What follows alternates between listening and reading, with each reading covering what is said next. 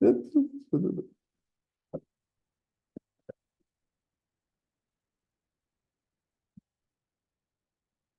el micrófono encendido. Italiano todavía.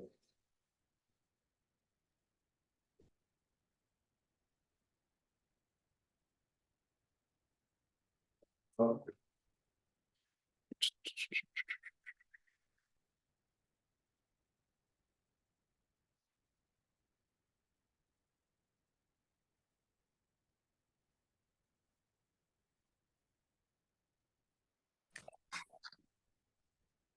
Cannot get it to work. Okay, it's working. Yo, Hi, hi. how are you? Oh man, tired today, but doing good. How are you? Good, good. How's everything? Busy, good. Uh, been getting back in the groove. So that's always fun. Yeah, how's everything? Everything for you? Good, good. Just getting back. I mean, Yeah, I still feel that I'm transitioning from like the trip to here.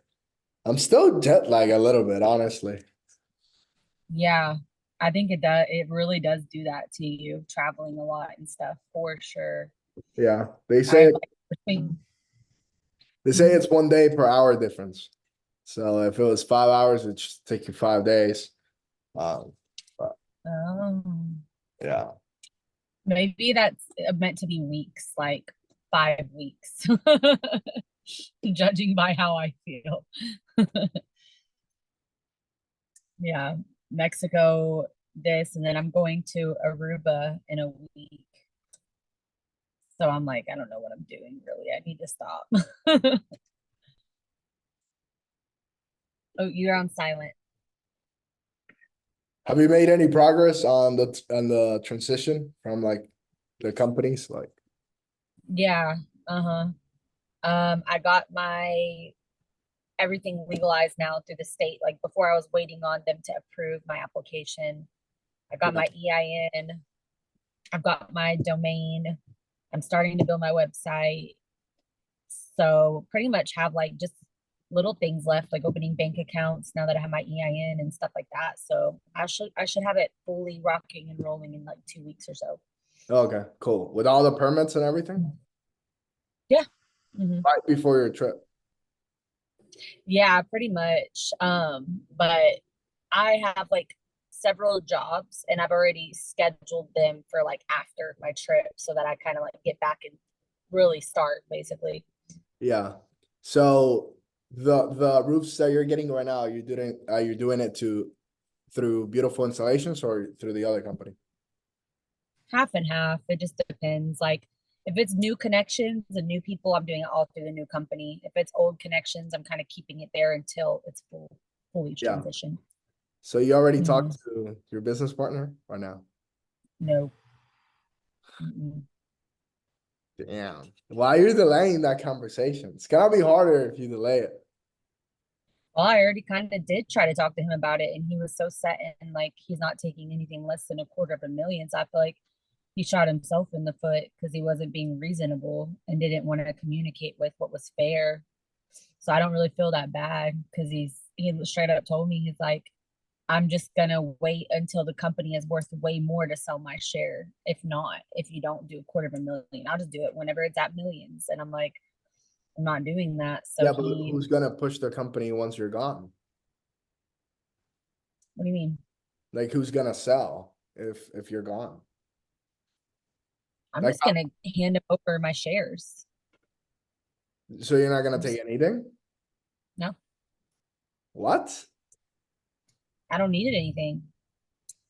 My business is what's making that company. My business is what made that company. I Yeah, take that to a new business. but you should at least, yeah, but you should at least get it something out of because you're leaving. I'm gonna get my 51% of all the funds and the shares. Okay. I'll get I'll get all my money for sure. I'm not gonna just like go and leave him thousands and thousands of my own dollars. No, I'm gonna dissolve it. I'm gonna dissolve my side and then send him certified mail saying I dissolved my shares and he could have my shares. Okay. So you're taking 51%, he's keeping 49. Mm-hmm. Okay, Mhm. okay, cool. And Wow. he's put $0 into the company. Like he's done nothing to So produce pretty much anything. he's He's taking 49% out of your thing. out of my money. Yeah. Cool. Yep. Well, when are you gonna have that conversation then? Like when I'm already ready to pull the trigger. 3 weeks from now? Yeah. When it's When running, I'm ready to, when you're back from your trip? yeah. Okay, okay, makes sense. Well, who's gonna come with you? 3 guys, 2 guys, 1 guy? Like right as of right now, 2. 2, okay, And then 2 salespeople. So that's 4 total. But they're not really like they're kind of just grandfathered in. They're not really people that are gonna be out there go getting. okay. So those people are just kind of like, oh, I got this contact and then whatever, and then they get their commission. How many Yeah. roofs in average they sell a year? The 4 of the 3 people that you have. There's 2 and 2. 2 are my labor guys that I'm taking with me, and the 2 salespeople are separate. They're trash. Maybe like 4 roofs a year. A year, okay, okay, cool. Not yeah, Yeah, nothing. anyways, they're just like, so they just have a code in the company, whatever customers they bring, they just come, Yep. okay. Cool, so you're Yeah. starting from scratch pretty much, because the people Mhm. that you bring in have to be full-time. Do you have like sales? Because look, there's like handbooks, right? That you create for like either like your labor or sales. Do you have any handbooks for sales? For the sales department? Yes. Okay. Uh-huh. You have like a training binder. Hmm. What are the key points of that training binder? It's huge. Probably need to make one more simple, but it just depends like on the position. I have sales training requirements and we'll go for sales because that's what we're training for. Yeah, yeah. And you said what are the what What are requirements? the key points? Like, let's say you will start them off as starting the pitch, and then you move them to objections. And then once they're done with objections, you will move them into closing. Once they're done with closing, you will move them into retention. Like, what's your, how do you take them from point A to point B? Yeah. Yeah. Similar to that. Pitch, Okay. intro, how to do the inspection would be next, like physically how to do it, because they are the ones that do their own inspections. And then it would be closing. Then it would be insurance, how to work with insurance. Then it would be kind of rebuttals. Yeah. Yeah. So working with Pretty- insurances is after the closing. Yeah, kind of during because you help them file the claim, but then you start dealing with all the insurance stuff after that. So yeah. First, you get the yes from the customer, right? Before you call the Mhm. insurance. Because if you don't get the yes from a customer, then why would you call? Mhm. Okay, cool. So do you feel, do you want to like change that and make it simpler? After my talk with you, I decided to change. I think something that most roofing companies don't do that they should do is how you said the most important thing is them learning the pitch, learn the pitch, because that's going to be what naturally gets them more excited. That stuck with me for sure. So I think definitely they're going to be required to knock on a certain amount of doors or get a certain amount of leads before they can convert into a full sales position.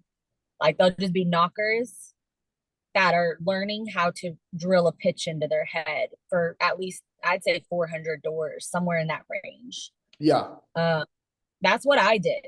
And I think I might have mentioned that to you, but that's what the company who I first started with, I was so good at it. They didn't want me to leave that position because they promised me you'd be in sales, but I did so dang good at catching them leads that they tried to keep me there. And then that's why I had to leave and go to another company because I had to find a new opportunity that believed in me for something else. yeah, But that was a real vital stepping stone for me, or a real crucial first thing for me to do, because it gave me, I guess, that confidence or whatever to go out there and know I can knock on any door and mhm, just talk to anybody before I had all this other pressure to do all these other things, you know? yeah. Okay, cool. Yeah, it makes sense. I mean, you get promoted pretty much from like junior leadership to like senior leadership. Because Mhm. you're already by yourself, you know, whenever you go, it's called setting. And then you call a senior leader, and then that senior leader comes and closes the deal. So that can be a good, kind of like stepping stone for you. So that way you don't have people rushing into closing and they don't even know how to even diagnose if the customer is interested. They don't even know how to like, actually diagnose if that's the decision maker and not the wife, you know, like, Mhm. and you can take them step by step. Cool. So I think that should be the first thing we should talk about, which is how you're going to train the people are going to walk in. And then training binders are not based on like, oh, knock out 8 things in a week. No, day 1, this is what we're doing, 3 things. Day 2, 3 things. Day 3, 3 things. By day 5, they should go and be able to go knock on doors and set. Like that should be the goal. By Friday, they can go and set. So from starting point on Monday, the goal is to get them to set on Friday. So it's like day 1, what do you think you can teach the guys in day 1 that will help them get closer to setting on Friday? What do you think should be the first thing you can teach the guys? I mean, I think like before you really drill a pitch into their head that week, the first thing that you could do is give them a overview of roofing, like an overview of what it is that their goals are going, or what it is they're going to be striving for. Maybe, I don't know. Exactly. What I will do is put a video together in which this is what we do, like a structure of 4 minutes, like a quick video that you can put all the new starts first day, all the new starts. Let's say you have 4 new starts. You play that video, it goes for 3 minutes, and that's like pretty much your system for like day 1. And then after that, the video plays, it's over. The video talks about roofing, your company, and how and why you do what you do. So it goes into roofing as overall, and then it closes with the mission and vision of your company. And the easiest way to create that video is by first explaining the why behind the company, then the how of how you guys conduct what you guys do, and then what you guys do. So you start from the why out.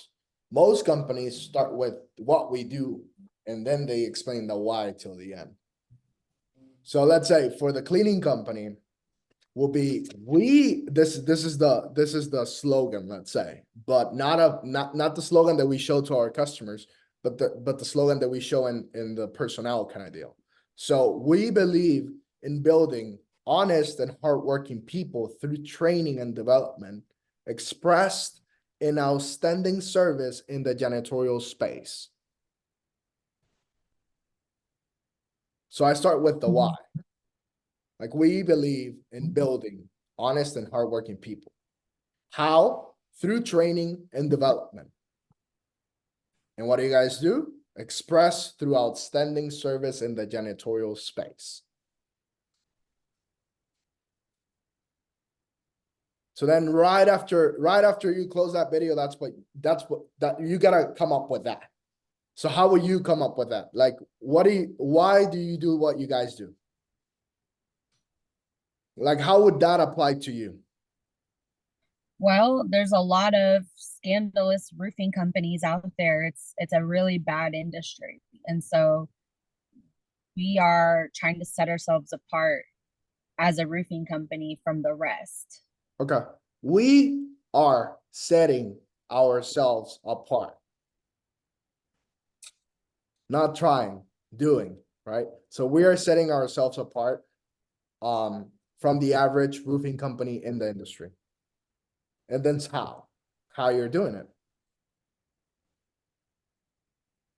By honest um honest quality work where we're with the customer from the beginning to the end. Okay. Or You can say, but that's the part that the company does for the employee. Remember, this is employee oriented. So it's through training and development. for the right process of acquisition of clients.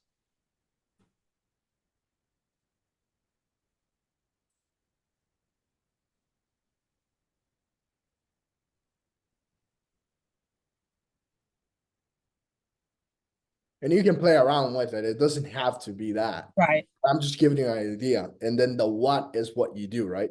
So through X. Yeah. Kind of think on it and kind of Let's definitely say with through if it's roof, you can say through, because you work with insurance policies, right? So through pointing out things like coverage and all that stuff, I mean, you can figure that out, but you get the idea, right? Like you start with why, then you move to how, and then you move to what. But that's like the intro to like the salespeople. Like they get to understand why they do things, right? Because if in sales, specifically in sales, it's gonna be tricky because you move from telling your workers what to do, and in sales, you gotta tell them how to think so they can come up with what to do. The last thing you want is a bunch of salespeople calling you at 1 p.m. that they don't know what to do, because it will be unmanageable. So instead of telling them what to do, you got to teach them how to think to come up with the answer by themselves.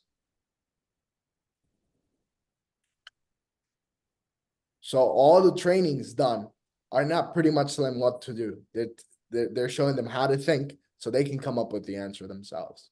So let's say that's like after the video, right? Then what I will do is move into the pitch, because what comes out of their mouth is pretty much the most important thing. And then day one, I will do the intro. That's it. I will simplify the pitch to 3 points, which is introduction, presentation, close. Those are the 3 points, because if they see it, like keeping it super simple, because the simpler it is, the easier it gets for them. You know, because if the least intelligent guy can close with that pitch, then the most outstanding guy will close 4 deals a week, every week. Right? So you want to make it simple so people don't confuse it. Like if you do 5 steps, it's already like, shit, what was that? But if you do 3, it's like everybody counts 2, 1, 2, 3. Like it's easier to process. The pitch that you have right now, how many steps does it have? yeah. Well, the close is at a different point in time. So it's really like the introduction, the climax, then you do the inspection, and then you close.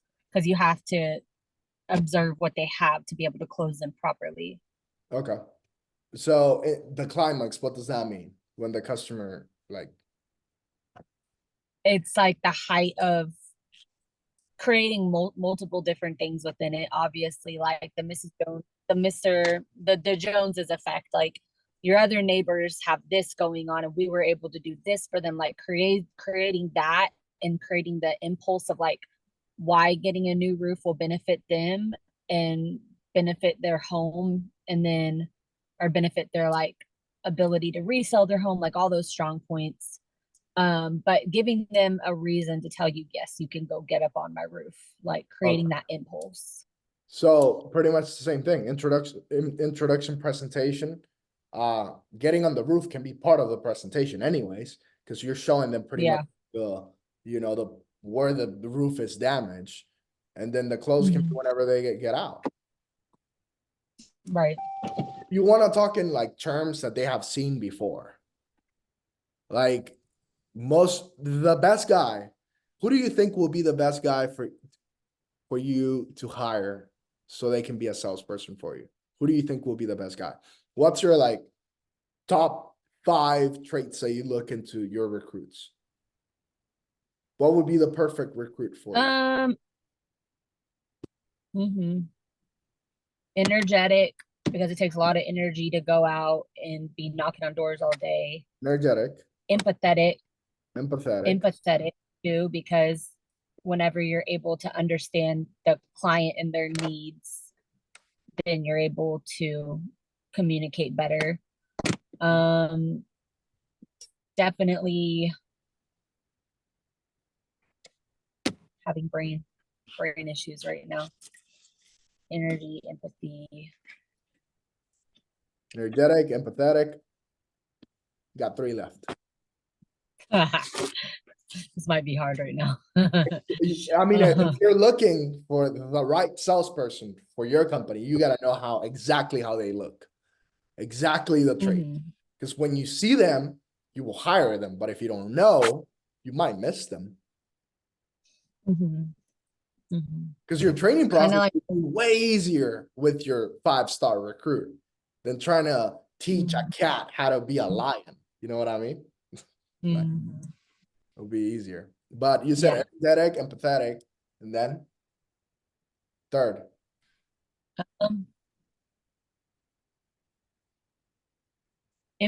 Like a influential, You know what? Okay. systematic, Systematic. charismatic. How can you tell when somebody is influential? They're able to win the room over. They're able to influence you to believe what they're saying. They're believable. Okay.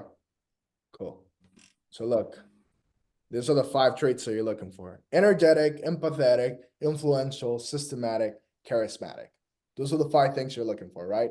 So what I will do is in the process of an interview, come up with 1 question per trait that you're looking for. So energetic, how can I figure out if this person's energetic? Just, like you come up with 1 question based on that. Yeah, that would be a two-sided coin. I would ask them about their life and what does their day look like? What does a Saturday look like for them when they're not working? Yeah. But also at the same time flipping the coin and noticing their actions.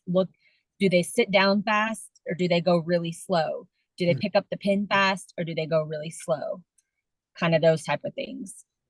That's good. And same thing with empathetic.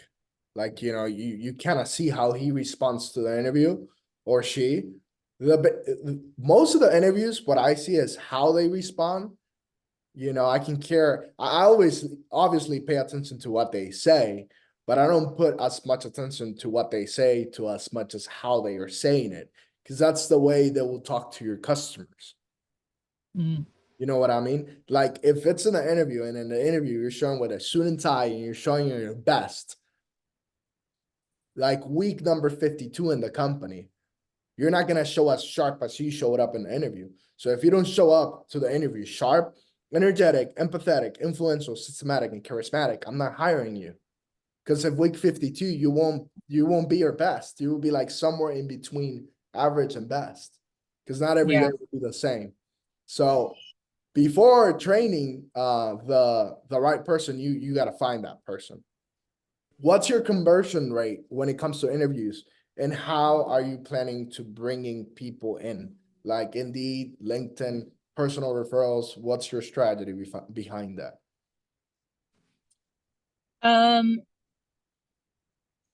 It's a good question. I think that how me and Bree have talked about doing it together is putting them out on the internet, like Indeed, multiple different ways, Facebook, whatever, but doing a 2-step interview. Bree will sort and sift and deal with the first interview and then pass them to me if they're worth it. So as far as like a script goes, Bree was gonna come up with hers as far as kind of weeding through using some of her own, probably like you said, using some of the stuff she shouldn't use. I don't even know, not even gonna ask questions. But as far as me goes, I have not come up with my own, like I kind of have always just winged it and went into interviews and asked them questions, but I've never had a systematic one, which needs to change for sure. I don't have one. So the easiest way to like stay within systems is to build systems that work for you, right? That's the easiest way. In interviews, you're trying to get to know the person themselves, and you're trying to see if you are a great fit for them, if the company is a great fit for them, and if they are a great fit for the company. But it's first to you because you're gonna be training, developing, equipping this person Monday through Friday, or sometimes the weekend too.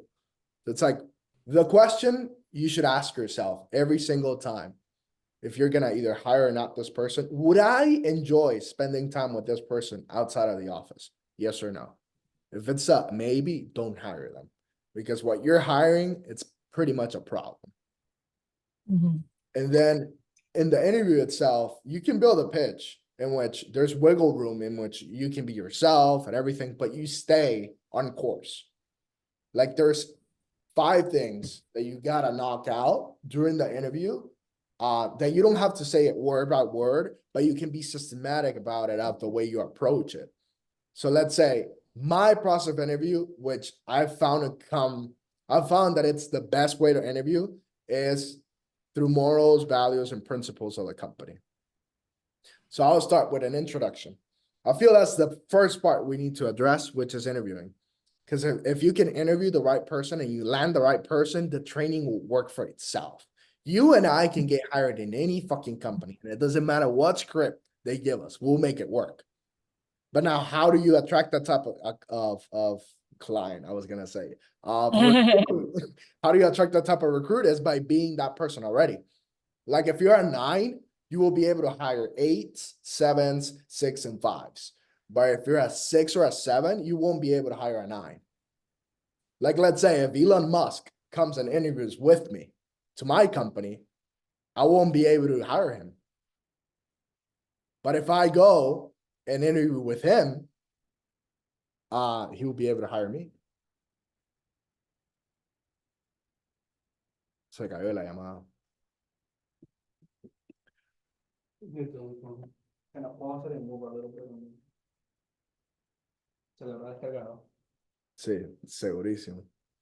Lo que podemos hacer al final es tener un quick 30 or 20-second kind of resume of what you're doing with the call, de qué se trata, the subject. I'm just kind of like, just to the point, and be like, we're talking to this person about this, and we went through this, through the other conversation. And thank you for watching, something like that. Okay. Yeah.